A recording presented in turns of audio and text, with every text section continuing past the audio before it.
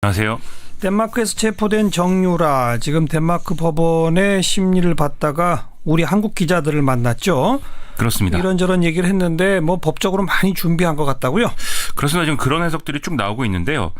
일단 덴마크 올보르 법원이 구금기간 연장 여부를 결정하기 위해서 이제 현지 시간으로 2일날 이제 심리를 열었다 이렇게 보도가 되고 있는데, 예. 여기서 한국 기자들을 쭉 만났거든요. 그래서 이제 단체로 질문과 답변 이렇게 주고받는 시간들이 이제 진행이 됐습니다. 정유라 씨는 거의 대부분의 자기에게 제기된 의혹에 대해서는 모른다고 하고, 좀 불리한 문제는 엄마인 최순실 씨에게 떠넘기는 그런 모습을 보였습니다. 네. 이런 것들을 보면 이제 법적인 검토가 좀 돼 있는 그런 답변이다라는 해석이 나온다는 거죠. 예를 들면 박근혜 대통령을 둘러싼 의혹에 대해서 이제 여러 가지 이제 물어봤는데, 자신은 미성년자 시절에 이제 임신을 해서 이 엄마인 최순실 씨와는 관계가 좋지 않았고 이런 상황들이 계속 지속됐기 때문에 잘 모른다 이렇게 얘기를 하더라는 거죠. 네. 또 박근혜 대통령을 정유래 씨가 그 의원실에서 비서실장 하던 그 초등학교 시절에 마지막으로 봤다 이렇게도 답변을 하고 있습니다. 예. 의문스러운 것은 별로 뭐 그렇게 중요하게 물어보지 않은 주사 아줌마에 대해서, 이른바 이 주사 아줌마에 대해서 이게 누군지 자기가 알 것 같다 이렇게 대답을 했다는 건데, 또 차은택 씨와 관련해서도 뭐 한 번 본 일이 있다 이렇게 언급을 했거든요. 결국 이런 부분들은 최순실 씨가 이미 인정했거나 또 인정하는 것이 불가피하다 이런 부분에 대해서 좀 서로 공유하는 바가 있기 때문에 굳이 이제 얘기를 한 거 아니냐 이런 걸로 해석이 되고 있습니다. 최순실 씨 변호를 하고 있는 이경재 변호사와 또 현지에서 조력자 역할을 하고 있는 걸로 보도된 데이비드 윤, 이 사람 등과는 연락이 되지 않는다 이런 주장도 했는데요. 하지만 현지에서 데이비드 윤하고 계속 이 정유라 씨가 접촉해온 정황이 지금 언론을 통해서 계속 보도가 되고 있고요. 이경재 변호사도 그간 자진해서 정유라 씨가 국내에 들어와서 조사를 받아야 한다고 조언해왔다 이렇게 얘기를 하고 있기 때문에 좀 사실관계가 안 맞는 그런 답변이었다라는 지적도 있습니다. 네. 예. 이화여대 학점 특혜 의혹, 여기에 대해서는 최순실 씨와 자기가 학교에 가서 류철균 교수와 최경희 총장을 만난 것밖에 없다, 이외에는 전혀 모른다라고 얘기를 했는데, 결국 이게 학점 특혜 의혹이 있다면 최순실 씨에게 책임이 있는 거다, 뭐 이 얘기를 지금 하고 있는 걸로 그렇게 받아들여지고요. 자기는 자퇴하려고 했는데 엄마가 못하게 했다, 뭐 이런 그렇죠. 얘기도 있죠. 그렇죠. 네. 자기는 학점이 나왔는지도 몰랐다 이렇게 얘기를 하고 있으니까요. 예.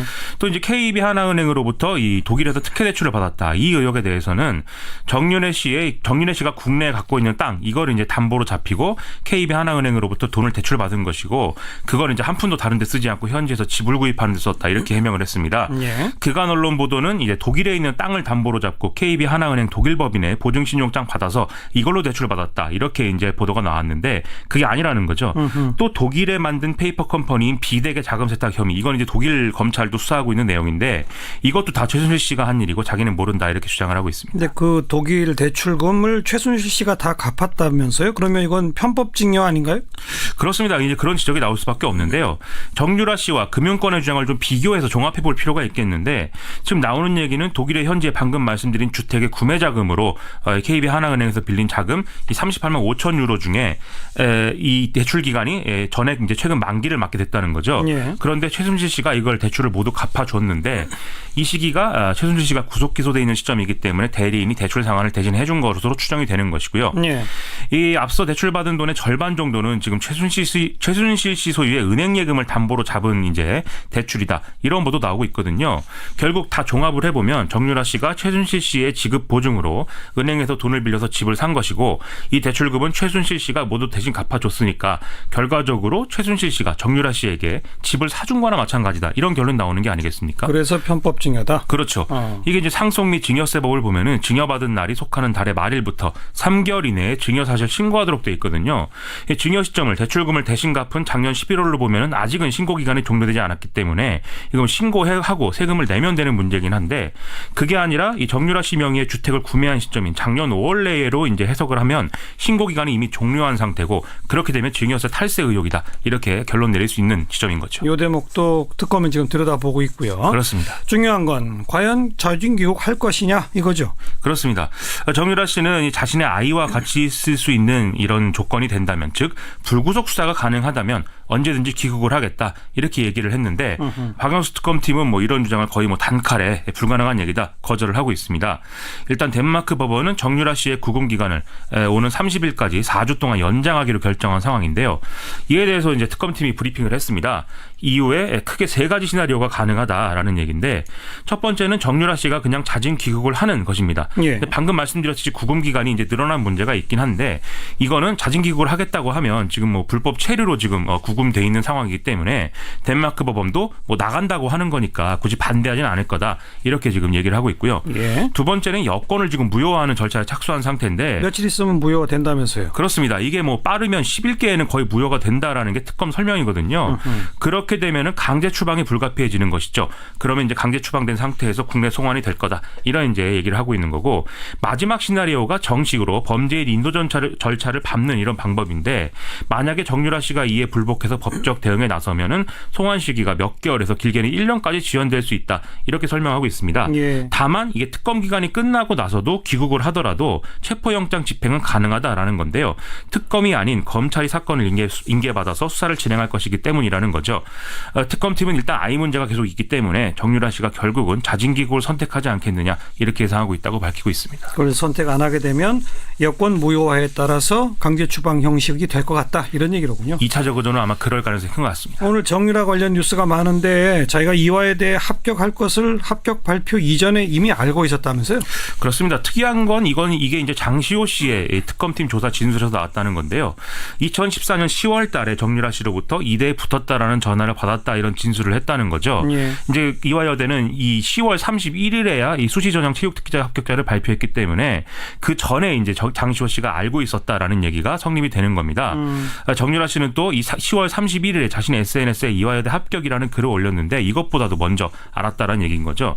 또 특검은 최순실 씨의 비서로 정유라 씨의 입학 준비 등을 도운 데 관여한 모 씨가 합격자 발표가 나기 전에 장시호 씨 그리고 그의 엄마인 최순득 씨 등에게 정유라 씨의 합격 사실을 전하는 문자 메시지를 보냈다. 이 진술도 확보를 했다고 하는데요. 그래요. 장시호 씨 진술을 보면 최순실 씨가 이런 문자 메시지를 보낸 사실을 알고 이제 이 비서에게 역정을 내는 것도 봤다. 이렇게 증언을 하고 있다고 한다는 거죠. 예, 예. 만일 이런 정황이 사실이라면은 최순실 씨와 이대 핵심 관계자들이 어떤 유착 관계를 드러내는 또 하나의 정황으로 볼 수 있지 않겠습니까? 발표 전에 합격 확정됐다. 이거야말로 진짜 유착이죠. 그렇죠. 그렇기 때문에 특검은 최경희 전 총장, 남궁건 전 입학처장 그렇지 않아도 이제 뭐 입학비리 이런 걸로 여러 가지로 조사를 받을 예정인데 이때 이 문제에 대해서도 같이 수사하겠다 이런 계획을 밝히고 있습니다. 오늘 박영수 특검팀이 최순실 씨가 있는 서울 구치소를 압수수색했다고요. 이 구치소까지 압수수색하는 건 참 드문 일인데. 그렇습니다. 뭐 드문 일인데 뭐 아예 없는 일은 또 아니라고 하는데 보통 이제 그 수감자들이 자기들끼리 얘기를 해서 뭐 증거인멸에 대한 논의를 한다든지 뭐 어떤 범죄 단서가 되는 어떤 물품을 숨긴다든지 이런 입장 조율을 한다든지 이런 정황이 나오면 이런 일이 가능하다고는 합니다. 예, 예. 지금 서울구치소에는 아시다시피 최순실 씨, 김종전 문체부 2차관, 차은택 씨, 장시호 씨, 문영표 전 보건복지부 장관 이런 사람들이 다 수감이 돼 있고 그렇죠. 또 오늘 새벽에 구속된 유철균 이대 교수도 지금 여기 들어가 있거든요. 예. 그렇기 때문에 이제 뭔가 이런 정황을 발견했기 때문에 압수수색에 나섰다는 해석이 가능해지는 거죠. 일부 언론은 뭐 최순실 씨 방만 겨냥해서 원포인트 압수수색했다 이렇게 보도하기도 했는데 특검팀은 그런 건 아니다라고 지금 부인하고 있는 상태입니다. 특검팀의 이 수사 의지가 정말 강력하다는 걸 보여주는군요. 그렇습니다. 이런 것까지 조사할 정도니까요. 그런데 특검이 불러도 최순실 씨가 자꾸 안 나오니까 강제 구인을 검토한다면서요? 그렇습니다. 지난달 31일에도 대치동 사무실에 출석해서 조사받아라 이렇게 요구를 했는데 계속 뭐 건강상의 이유라든지 이런 거를 이제 사유서로 제출하면서 불응을 했다는 거죠. 이게 지금까지 특검 조사는 한 번밖에 안 받았는데 나머지 소환 요구에 계속 응하지 않고 있기 때문에 특검팀은 사실상 이 조사에 비협조하고 있다 이렇게 보고 있다는 거고요. 예. 이미 지난달 27일에 구속된 피의자의 경우에는 검찰 출석 요청에 불출석이 이제 계속 거듭되면 체포영장을 통한 강제 소환 방법이 있다. 특검팀이 이렇게 언급한 바 있다는 거거든요. 그래서 이걸 이제 이걸 검토한다 이런 보도가 나오고 있는 거고요.